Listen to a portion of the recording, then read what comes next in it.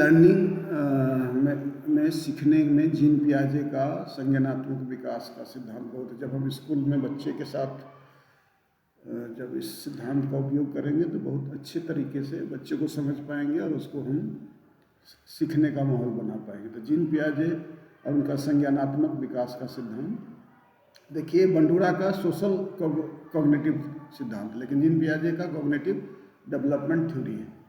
Gene पियाजे एक मनोवैज्ञानिक रचनावादी थे। उनका मानना था कि बच्चों को सीखना एसिमिलेशन, आत्मसात और समायोजन अकोमोडेशन की प्रक्रिया के माध्यम से होता है।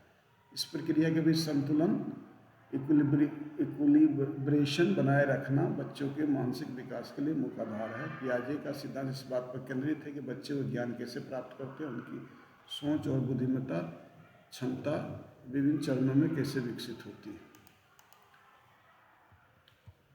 उन्होंने संज्ञानात्मक के 4 चरण बताया, जैसे कि पहला सेंसरी मोटर स्टेज।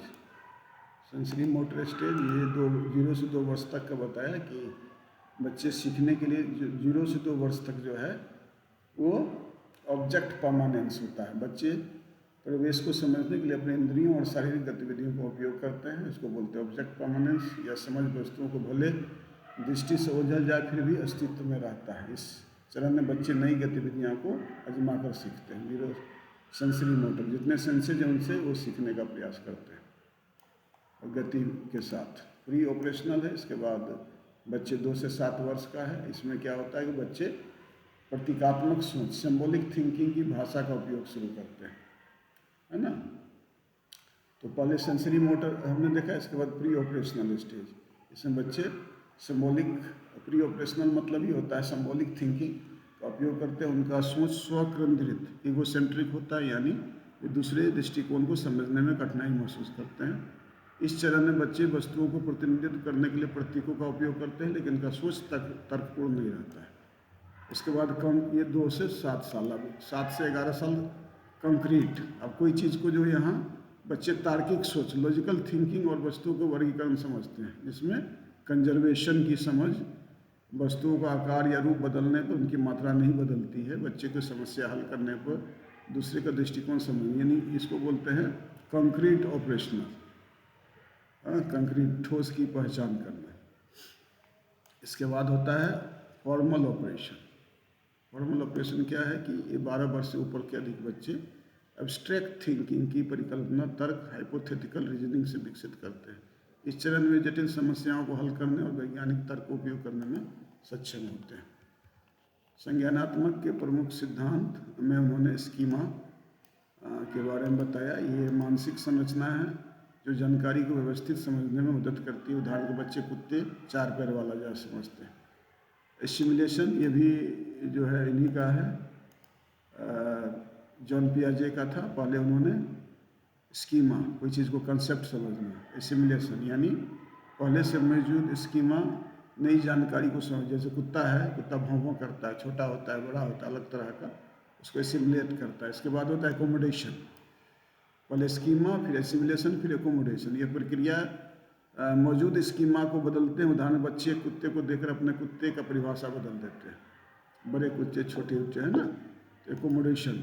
इसके बाद इक्विलिब्रियम, लास्ट में इसको जनरलाइजेशन भी कर सकते हैं, या आत्मसात और समायोजन के बीच संतुलन बनाने की प्रक्रिया। यह बच्चे को एक संज्ञानात्मक चरण से दूसरे संज्ञानात्मक चरण में जाने में मदद करता है। यानी पियाजे का थ्योरी किस प्रकार शिक्षा में उपयोगी है, यह उम्र के, ये पूछता है, बहुत महत्वपूर्ण। उम्र के अनुसार शिक्षण, बच्चे को क्या है उम्र के अनुसार जो है शिक्षण करना, क्योंकि हमारा प्री सेंसरी मोटर स्टेज है, फिर आपको प्री ऑपरेशनल हम लोग का है, प्री ऑपरेशनल स्टेज, फिर कंक्रीट ऑपरेशनल और फिर फॉर्मल ऑपरेशन, जिसमें स्कीमा, एसिमिलेशन, एकोमोडेशन और इक्विलिब्रियम के बारे में। इसमें खोज पर आधारित शिक्षा, आवाज़ कहीं से आ रहा है,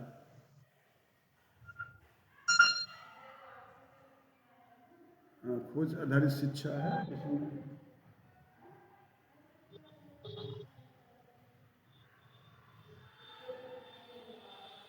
पियाजे का मानना था बच्चे सेल्फ डिस्कवरी करके सीखने का जो है प्रोत्साहित किया जाना चाहिए। कुछ बच्चे किसका आवाज़ आ रहा है?